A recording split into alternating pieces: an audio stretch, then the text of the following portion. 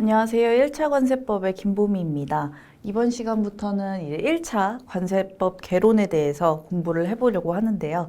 그 전에 OT 시간으로 어떤 내용을 주로 공부하고 어떻게 공부를 할지 좀 설명을 드리고자 하는 시간을 갖고자 합니다. 1차 우리 관세사 시험에서는 1차의 관세법 개론이 있고 2차의 관세법이 있어요. 그래서 1차에서도 관세법을 보고 2차에서도 관세법을 보게 됩니다. 1차는 아시겠지만 이제 오지선다형으로 되어 있죠. 그래서 객관식이기 때문에 과락을 넘기지 않고 60점 이상 평균이 되면 합격할 수 있는 시험이 됩니다. 그래서 1차는 한번 관문이라고 생각을 하시면 되고 2차에서 이제 논수령 시험으로 이어지게 되죠. 여러분들이 1차를 합격하셨다고 좋아할 게 아니라 2차에 최종 합격해야지 이제 관세사 자격증을 갖게 됩니다.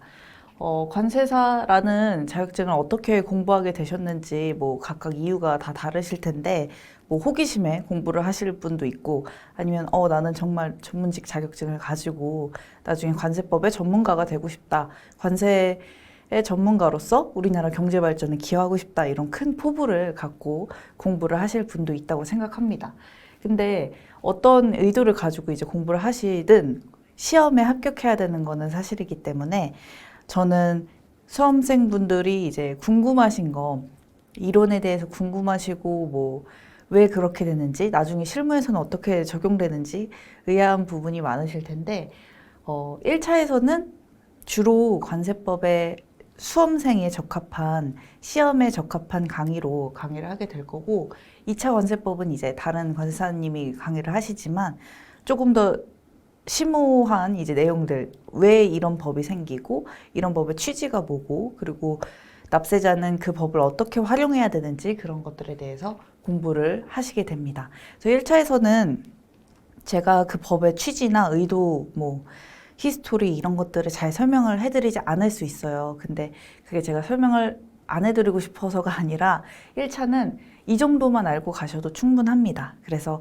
너무 막 학자처럼 파고드시는 것보다 1차는 시험을 위한 준비를 하는 게 좋기 때문에 그것까지만 설명해 드린다는 거를 좀 염두해 주시면 좋겠고 1차 관세법에서는 이제 관세법 개론이라는 제목으로 돼 있기 때문에 말 그대로 개론이에요. 그래서 제가 뭐 히스토리나 취지나 이런 것들을 설명을 안 해드린다고 할 수 있는 거고 여기에 추가로 FTA 특례법이 들어갑니다. 그래서 1차에서는 이제 5문제 정도 FTA 특례법에서 나오게 되는데 FTA 특례법은 사실상 법이에요. 근데 관세법보다 더 우선하는 그런 법입니다. FTA 특례법은 뭐 한미 FTA, 한중 FTA 이렇게 양자 간의 FTA Free Trade Agreement라는 자유무역 협정을 맺게 되는데 그 협정을 하나하나 보기 어렵기 때문에 모든 협정을 국내법에서 총망라한 법이라고 할 수 있습니다. 그래서 협정이 조금 더 우선하지만 그래도 좀 쉽게 찾아보자라는 그런 취지에서 FTA 특례법을 만들게 됐고 우리 1차에서는 관세법이랑 FTA 특례법 2개 다 나오게 됩니다. 그래서 FTA 특례법 5개밖에 안 나오는데 공부 안 할래요? 라고 하시는 분들이 있는데 절대 그러시면 1차에서 합격을 하실 수가 없습니다. 그래서 제가 맨 뒷부분에서도 이제 FTA 특례법을 강의를 해드리기 때문에 충분히 이제 1차에서는 나오는 부분이 정해져 있어요. 그것만 공부하시면 높은 점수로 합격을 하실 수 있습니다. 그리고 법이라는 특성상 굉장히 암기가 많아요.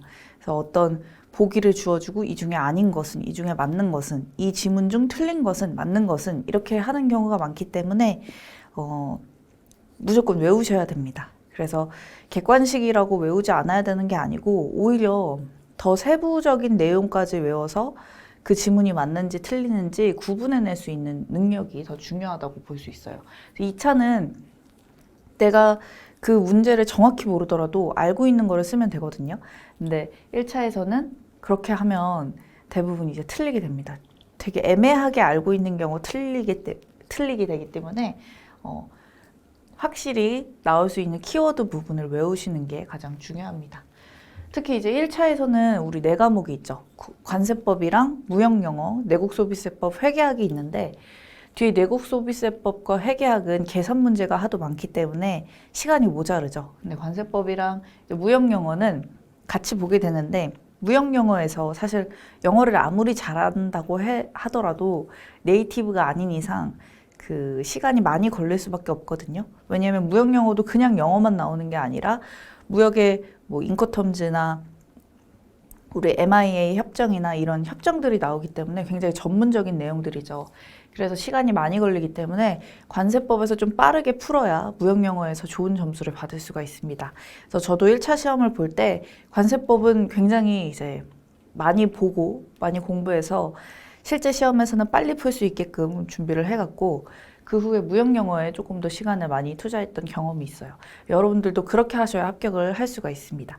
관세법 개론은 제가 이제 키워드 위주로 강의를 할 건데 키워드를 좀 고도의 집중력으로 이렇게 보신 다음에 바로바로 골라낼 수 있게끔 시간을 절약하는 방법으로 시험을 푸셔야지 무역영어에서 또 좋은 점수를 받을 수 있기 때문에 그런 식으로 1차를 접근하시는 게 좋습니다.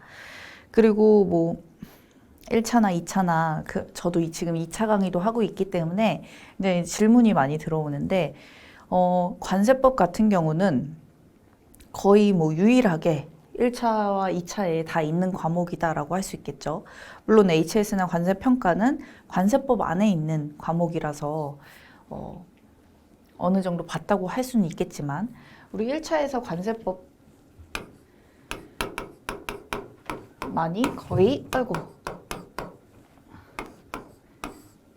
2차에 관세법에 연결도 되고 우리 HS에 연결도 되고 관세 평가에도 연결이 되는 과목이라고 할 수 있습니다.